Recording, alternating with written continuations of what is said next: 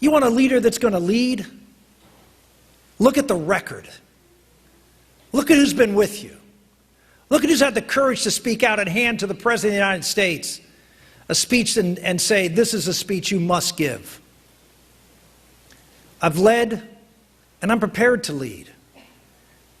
At a time when our country is looking for a leader, I know you think, well, oh, look at all these folks out there and how well they're doing in the polls. Let me just share a little factoid with you. In the last Des Moines Register poll, 88% of voters said they were undecided. That doesn't mean they're not answering polls. They're answering polls, but they're undecided.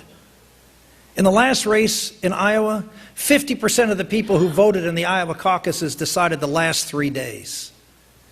You're dealing in shadows and illusions looking at these polls and determining who to support based on polls that mean nothing, except encouraging people, because they do well in the polls, to collect a lot more money than those of us who don't. The reality is, what matters is when the people of Iowa vote. And I have a lot of faith in the people of Iowa that they're going to vote for someone that they can trust, someone with experience at a time when our country's in trouble, someone with a record of getting things done. Oh, I know I'm known as a conservative, but did you know that I was the author of health savings accounts and pushed those through the United States Senate and Congress? Did you know not just the national security pieces, but I was a leader on a variety of other different issues. Yes, moral and cultural issues. Yes, national security issues. I was the president's sponsor of PEPFAR and the global AIDS bill, and led that through the United States Senate, got conservatives to support it, worked in a bipartisan fashion on other important humanitarian issues.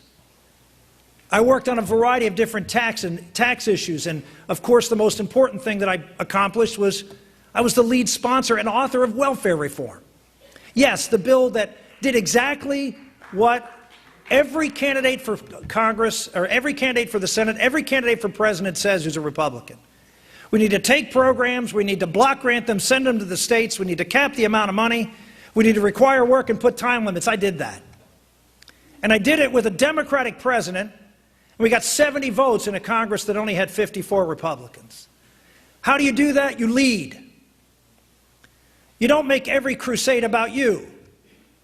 You make it about helping people, and you work with folks, and you listen, and you build relationships.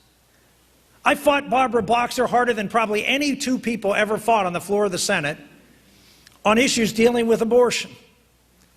We were at each other's throats. But you know who my sponsor was for the Syrian bill? You know who my sponsor was for the Iranian bill? Barbara Boxer. How did that happen? Because you can disagree without being disagreeable. We're not going to go out and have coffee together, but we respect each other enough to work on things where we agree, and we don't let that get in the way of policy. You want someone who can get things done in Washington, who can win a state? How many blue state folks have you stood up here and won blue states as a conservative?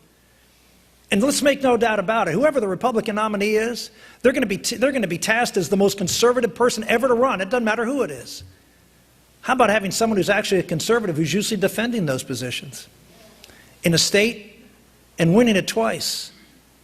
In 2000, I was the only conservative to win a state that George Bush lost. I won Pennsylvania, and he lost. I've beaten Democratic incumbents not once, not twice, but 3 have retired or been defeated by me in 4 elections. I've won a 60%, a 70% district, Democratic district in a state with 1 million and 1.5 million more Republicans, Democrats and Republicans. And I got things done. Don't pay attention to the polls. Pay attention to your eyes and ears and minds and hearts. Do the right thing for the country.